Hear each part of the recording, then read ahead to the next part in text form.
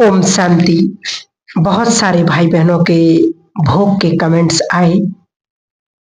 बहुत सारे भाई बहनों ने कई प्रश्न पूछे हैं कि हम बड़े प्यार से परमपिता परमात्मा को भोग ऑफर करना चाहते हैं, क्योंकि जब उन्होंने इस अनुभव को सुना कि जब हम परमपिता परमात्मा को बड़े प्यार से भोग लगाते हैं, ऑफर करते हैं, तो परमात्मा पिता उसमें बहुत सारी शक्तियां भरते हैं, ढेर सारी ब्लेसिंग्स दुआएं देते हैं, जिनकी वजह से हम अपने लक्ष्यों को बहुत आसानी से पहुंच सकते हैं।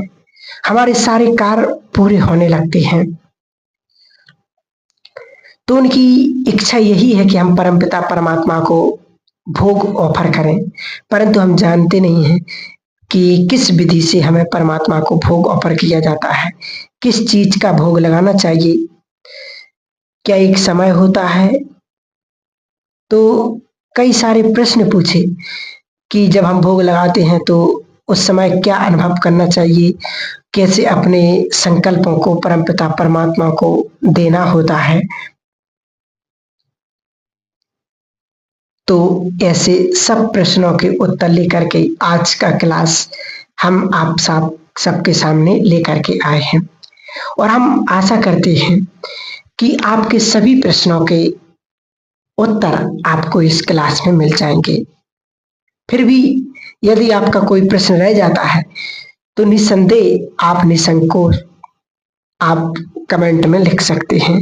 तो सबसे पहले तो ये 100% सत्य है कि परमात्मा पिता के आशीर्वाद लेने के लिए, उनकी दुआएं लेने के लिए, उनसे शक्तियां लेने के लिए, प्रसन्न करने के लिए सबसे सुंदर और सहज तरीका है बड़े प्यार से परमपिता परमात्मा को भोग ऑफर करना। हम सब देखा जाए कि भक्ति में हम कभी ना कभी तो किया होगा, जब भी हमें परमात्मा पिता से कुछ चाहिए होता था तो हम उनसे कहते थे कि आप हमारी इस इच्छा को पूरी कर दो, हमारी इस संकल्प को पूरा कर दो, तो हम आपको बड़े प्यार से इतने का भोग स्वीकार कराएंगे। देखा जाए तो सर्व समर्थ, सर्व शक्तिवान, पूरी दुनिया का पालनहार, सारे जग का रचयिता, क्या उसको हमारे कुछ चंद रुपये या थोड़ा सा भोजन या कोई वस्तु चाहिए? बिल्कुल भी नहीं। परंतु वो हमारे किसी भी चीज पर बलिहार चला जाता है। वो हमारी भावना, स्नेह और प्यार को भी देखता है, तो वो कुछ ना कुछ बदले में हमें अवश्य देता है, क्योंकि वो दाता है। वो कभी किसी का रख नहीं सकता है। जब हम उसको कुछ भी ऑफर करते हैं तो वो बंध जाता है, वो हमें कई गुना देने के लिए। तो परमात्मा पिता ने हमें तो इतना तक वायदा किया है कि अगर कोई भी बच्चा मुझे रोज प्रतिदिन बड़े प्यार से भोग स्वीकार कराता है, तो वो बच्चा, चाहे वो कैसी भी परिस्थिति होगी, तो उसको मैं भरपूर करने के लिए सदा काल के लिए बंध जाता हूँ। तो परमात्मा पिता को अपने प्यार में बांधने का, सदा भरपूर रहने का, अपनी भंडारी और भंडारे को भरपूर रखने का, उनसे दुआएं लेने का सबसे सुंदर तरीका है भोग। वैसे भी देखा जाए तो कोई प्राप्ति हो या ना हो, हमारा पर्सनल ये मानना है कि हमको बड़े प्यार से परमात्मा को भोग तो ऑफर करना ही चाहिए, क्योंकि ये हम बच्चों का उनके प्रति रिकार्ड होता है। वो हमारे पालनहार हैं, उन्होंने हमें सब कुछ दिया है, और उन्हीं के दिए हुए में से यदि हम थोड़ा सा उन्हें ऑफर ना करें, क्योंकि वो हमारे सबसे बड़े हैं, तो हम बच्चों का तो ये फर्ज होता है कि कोई भी चीज हो, स्वीकार करने से पहले हमें उसको ऑफर जरूर करना चाहिए, क्योंकि जब हम उनको ऑफर करते हैं उनका दिल प्यार और भावना से भर जाता है, और हमें बदले में ढेर सारी दुआएं देते हैं। एक बहुत सुंदर अनुभव याद आ रहा है कि जो हमारी परम आदरणीय दादी जानकी जी का है कहते हैं कि एक बार दादी जानकी जी का शरीर बहुत ही बीमार हो गया था। डॉक्टर्स को लगभग लग रहा था कि अब दादी जी को शायद इस शरीर को छोड़ना पड़ेगा, क्योंकि साइंस के अकॉर्डिंग शारीरिक हालत ऐसी थी कि दादी जी का उस शरीर में रहना लगभग असंभव ही था। बस पूरा निश्चित हो गया था कि अब दादी शायद बाबा की गोद में जाने वाली है। तो उस समय दादी जी ने एक इच्छा जाहिर की कि मैं बड़े प्यार से बाबा को, परमपिता परमात्मा को भोग ऑफर करना चाहती हूँ।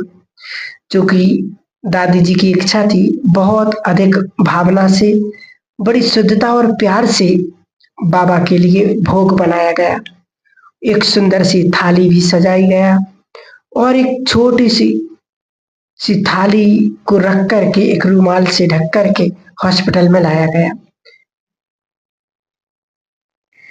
तो दादी जी की ये भी इच्छा थी कि मैं उस बेड पर बैठ करके बाबा को भोग स्वीकार नहीं कराना चाहती, मैं नीचे बैठ करके बाबा को भोग स्वीकार कराना चाहती हूँ।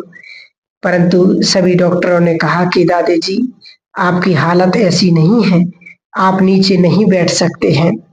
परंतु हमारी दादी जी की विल पावर को कौन नहीं जानता है, और दादी जी की विल पावर के आगे सबको हारना पड़ा। दादी जी ने पूरी हिम्मत रख के नीचे बैठ करके उनको बड़े प्यार से बाबा को बहुत सुंदर भावना के साथ भोग स्वीकार कराया। जब कमाल क्या हुआ, बहुत वंडरफुल बात क्या हुई कि उसके पश्चात दादी जी अपने आप उठे और उसके बाद संपूर्ण स्वस्थ हो गए। तो सबको बड़ा वंडर लगता है कि बाबा ने भोग में ऐसा क्या डाल दिया, कि दादी जी की ऐसी क्या बात हुई बाबा से कि बाबा ने उनके अंदर ऐसी क्या शक्तियां भर दी, जो दादी का मन के साथ साथ तन भी एकदम स्वस्थ हो गया। ये बिल्कुल सत्य है, भोग में वो पावर होती है। तो वास्तव में ये बिल्कुल सत्य है कि भोग में वो पावर होती है जो हमारे तन और मन दोनों को स्वस्थ कर देती है। भोग वो है जो हमारे संकल्पों को बहुत पावरफुल बना देती है। अगर हम आज एक बार ये निश्चय कर लें कि चाहे कुछ भी हो जाए, बड़े प्यार से परमात्मा पिता को भोग ऑफर करूंगा ही, बिना उसको ऑफर किए मैं भोग स्वीकार नहीं करूंगा या नहीं करूंगी, तो देखना कि आपका जीवन बदलना आसान हो जाएगा।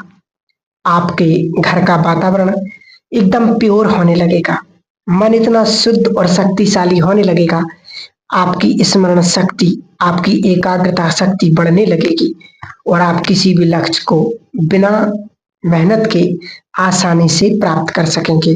तो सच में भोग की महत्ता तो बहुत अधिक है। अगर हम उसका वर्णन करें कि तो शायद पूरा दिन लग जाएगा, फिर भी हम भोग के महत्व को शायद आप तक क्लियर नहीं कर पाएंगे। अब प्रश्न उठता है कि अब हमें बाबा को किस रीति से भोग लगाना है। देखिए, ये तो निश्चित है कि अगर हम सच्चे दिल से परमात्मा पिता को भोग स्वीकार कराना चाहते हैं, तो हमें उनके लिए सिर्फ और सिर्फ शुद्ध और सात्विक भोजन ही बनाना होगा। बाबा कभी भी किसी भी तामसिक भोग को स्वीकार नहीं करेगा। अगर हम चाहते हैं कि बाबा की हमें ब्लेसिंग मिले, दुआएं मिले, तो हमें बाबा के लिए सात्विक भोजन ही तैयार करना होगा। जिन घरों में शुद्ध और सात्विक भोजन बनता है, वहां तो किसी भी प्रकार की कोई प्रॉब्लम नहीं हो सकती। परंतु कुछ घर ऐसे हैं जहां पर प्याज और लहसुन बनता है, या कुछ घरों में दोनों ही प्रकार से तामसिक भोजन बनता है। तो उस हालत में हम क्या कर सकते हैं?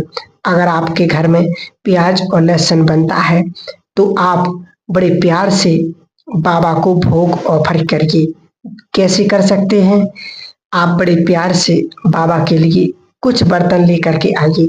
और किसी किसी को लगता है कि हम ऐसा कैसे कर सकते हैं। हमारे घर में ऐसा नहीं हो सकता है, क्योंकि हम थोड़ा सा भोजन बाबा के लिए स्पेशल बनाए। जब हम ये बात सुनते हैं तो हमको बहुत वंडर लगता है कितनी कमाल की बात है, अगर हमारे घर में कोई वीआईपी आ रहा है, स्पेशल गेस्ट आ रहे हैं, कोई भी यदि मेहमान आता है, तो हम कितने प्रकार के विशेष व्यंजन तैयार करते हैं, उनको अलग से निकालते हैं बढ़िया और बड़े प्यार से सर्व करते हैं। और जो सर्वशक्तिमान है, जो हमारा पालनहार है, उसके लिए हम थोड़ा सा भी समय नहीं निकाल सकते, अलग से भोजन तैयार नहीं कर सकते, दो बर्तन नहीं रख सकते। ये तो बड़ा वंडर है। आप एक बार उसके प्रति अपनी भावना को तो जागृत कीजिए। कितना इतना मुश्किल नहीं है। आपको करना ही क्या है, आपको सबसे पहले पूरी किचन को अच्छे से साफ करना है, पूरी शुद्धता पवित्रता के साथ। फिर उसके पश्चात आपको दो ही बर्तन रखने हैं, एक छोटी सी कढ़ाई, एक छोटी सी कौनी। आप उसमें हल्का भी तैयार कर सकते, आप खीर भी तैयार कर सकते, आप उसमें सब्जी भी तैयार कर सकते, जो आप बनाना चाहें। आप दो बर्तन में सब बना सकते हैं। आप बनाने की हिम्मत तो रखिए, आप बाबा के प्रति अपने प्यार को तो जागृत कीजिए, सब संभव हो जाएगा। बड़े प्यार से बाबा के लिए भोग बनाइए। तो आप स्वयं जब बाबा के लिए भोग बनाते हैं, तो बाबा वहां बैठा नहीं रहता, वो आपकी उसकी सुगंध को, आपके प्यार की, आपकी भावना को स्वीकार करता है। वो अपना परम धाम छोड़ करके आपके पास आता है, आपको वो पल पल निहारता रहता है, आपकी मेहनत को देखता, आपके भाव को देखता है, आपकी प्यार को देखता है, और उसके दिल से हमारे लिए असंख्य दुआएं निकलती हैं। इतना अधिक वो हमें ब्लेसिंग से, दुआओं से भरपूर करके जाता है, शायद आप अंदाजा नहीं लगा सकते हैं। इसलिए हम कहते हैं कि चाहे कुछ भी हो जाए, दुनिया में सब कुछ मिस हो सकता है, लेकिन कभी भी भोग मिस नहीं करना चाहिए, क्योंकि भोग करना माना बाबा से पावर्स को मिस कर देना, बाबा की ब्लेसिंग्स को, दुआओं को मिस कर देना, बाबा के रिगार्ड को खत्म कर देना। तो इसलिए बड़े प्यार से बाबा के लिए आप भोग बनाइए। और हाँ, और आप बाबा को जब ऑफर करेंगे, तो उसके लिए बर्तन अलग होने चाहिए। उसके लिए आप कोई विशेष बर्तन नहीं लेने, छोटी सी स्टील की प्लेट लेनी है, दो छोटी छोटी सी डिब्बी लेनी है, एक छोटी सी गिलासी और एक चम्मच। जैसे ही हम अपने किसी भी मेंबर के लिए रखते हैं, तो अपने पूरे परिवार के लिए भोजन बनाया, तो उनके लिए हम हमेशा शुद्ध बर्तन रखते हैं। तो क्या हम अपने बाबा को अपने घर का सदस्य नहीं बनाते हैं? वो तो और इम्पोर्टेंट होना चाहिए। तो उसके लिए बड़े प्यार से भोग बनाइए, बर्तन भी रखिए, और उस बर्तन में उसमें डाल करके बड़े प्यार से एक सुंदर से रूमाल से ढकिए, और फिर बाबा के सम्मुख लेकर के जाइए, और बड़े प्यार से बाबा को देखें। और हमको इस दुनिया में ऑफर नहीं करना। हम बहुत सुंदर दुनिया में चलेंगे, जहां हमें बाबा को भोग स्वीकार करना, क्योंकि हम चाहते हैं कि उस भोग में संपूर्ण बाबा की शक्तियां शामिल हों। तो इस दुनिया में यदि भोग स्वीकार कराएंगे, तो इस दुनिया का वायुमंडल अवश्य उसे प्रभावित करेगा, इस दुनिया की बातें याद आएंगी। और जब हम भोग को सम्मुख रखेंगे बाबा के, और मन और बुद्धि से उस सुंदर दुनिया में चलेंगे, और क्या फील करेंगे कि जैसे मैं एक बहुत प्यारा एंजल, मेरे मस्तक पर बहुत एक सितारा जगमगा रहा है, मेरी बहुत सुंदर से रूमाल से ढकी हुई इस थाली को उठाया है, और मन से मैं चल रहा हूँ एक बहुत सुंदर दुनिया में। और कौन सी दुनिया? जो इस आसमान से ऊपर चांद सितारों से भी पार है, फरिश्तों की दुनिया है, जहाँ सुंदर सुंदर सफेद प्रकाश है। वहां देखें कि एंजल्स ही एंजल्स हैं, और बहुत पवित्रता है, बहुत रूहानियत है। वहां बाबा को, परमपिता परमात्मा को एंजल के रूप में देखिए। जो निराकार बाप है, वो हमारे भोग को खा नहीं सकते, तो वो एक तन का माध्यम लेते हैं और उस इंस्ट्रूमेंट को, उस माध्यम को हम बड़े प्यार से ब्रह्मा बाबा कहते हैं। उसके मस्तक में चमकते हुए निराकार परमात्मा शिव बाबा को देखिए आप, और बड़े प्यार से बाबा के पास भोग लेकर के सम्मुख जाइए और देखिए कि कितने प्यार से आपको शक्तिशाली दृष्टि दे रहा है, और बाबा के नैनों से शक्तियों का अथाह भंडार निकल रहा है, और वो शक्तियां आपके अंदर भरती जा रही हैं। आप उस समय अनुभव करेंगे कि जैसे मैं बहुत अधिक शक्तिशाली बन गई हूं।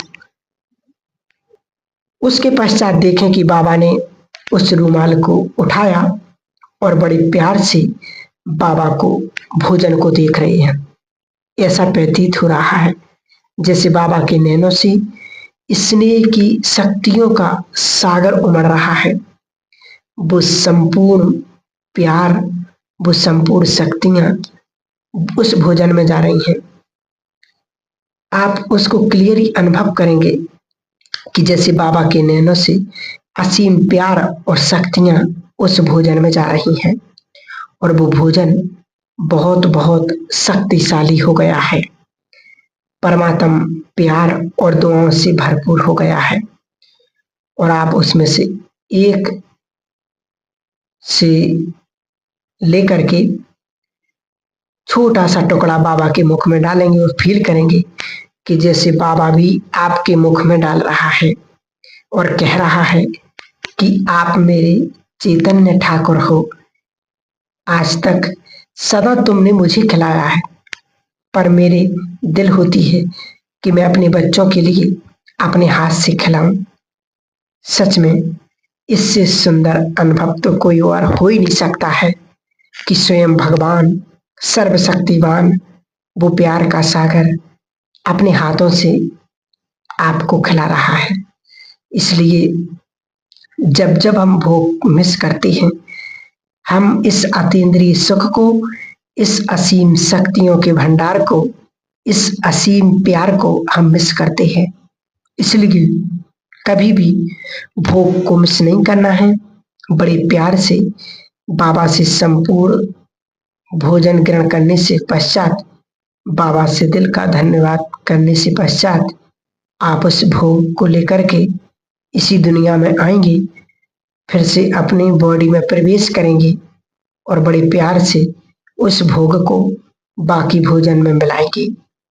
कभी भी प्याज और लहसुन वाले भोजन में इस भोग को शामिल नहीं करना है, अन्यथा वो सर्व शक्तियां, सर्व वरदान, सभी पावर्स निष्फल हो जाएगी। तो आप इस भोजन को उस सात्विक भोजन में ही मिक्स करना और अपने परिवार के सभी सदस्यों को बड़े प्यार से प्रसाद के रूप में ग्रहण कराना। अब प्रश्न उठता है कि अगर घर में तामसिक भोजन बनता है, या कुछ कुमार हैं या बच्चे हैं जो भोजन नहीं बना सकते, उनके लिए क्या है? तो उनके लिए आप भोजन नहीं बनाइए, आप सिर्फ फ्रूट का और ड्राई फ्रूट का ही भोग स्वीकार कराइए। परंतु जब आपके भोजन घर में तामसिक भोजन बनता है, तो आप अपनी तरफ से 100% प्रयास कीजिए कि मेरे घर में शुद्ध और सात्विक भोजन बनने लगे, क्योंकि बाबा को भोग स्वीकार कराना, उनको अपने हाथ से भोजन खिलाना बहुत बड़ा सौभाग्य है। ये सौभाग्य सिर्फ और सिर्फ इसी समय ही प्राप्त हो सकता है। इस अनुभव को हम कभी भी इस अतीन्द्रिय सुख को हम वंचित ना करें। इसलिए अब हर संभव प्रयास करें कि आपके भंडारे में सदा सात्विक भोजन ही बने। इसके लिए आप योग का अभ्यास कर सकते हैं कि मैं परम पवित्र आत्मा हूं, इस स्वयमानंद की प्रैक्टिस कर सकते हैं। आप बाबा से भी रिक्वेस्ट कर सकते हैं कि बाबा कुछ तो ऐसा करो कि मेरे घर का वातावरण शुद्ध हो जाए, मेरे घर का भोजन सात्विक बनने लगे। इसी स्मृति को हमें गवाना नहीं है और अपने हर संभव को प्रयास करना है। अगर हम रोज बड़े प्यार से परमात्मा पिता को भोग स्वीकार कराते हैं तो हमारा भंडारा, हमारी भंडारी सदैव भरपूर रहते हैं और घर के वातावरण में बहुत सात्विकता रहती है, संबंधों में मिठास होती है और हमारे सभी इच्छाएं पूरी होने लगती हैं और सफलता हमको अधिक मिलने लगती है और सबसे बड़ी प्राप्ति है परमात्मा पिता के साथ उस प्यार का अनुभव होता है। तो इस प्रकार से हम बाबा को भोग स्वीकार करा सकते हैं। आप आज से कराएंगे। कोई भी प्रश्न है तो आप कमेंट में हमें जरूर बताएं। ओम शांति।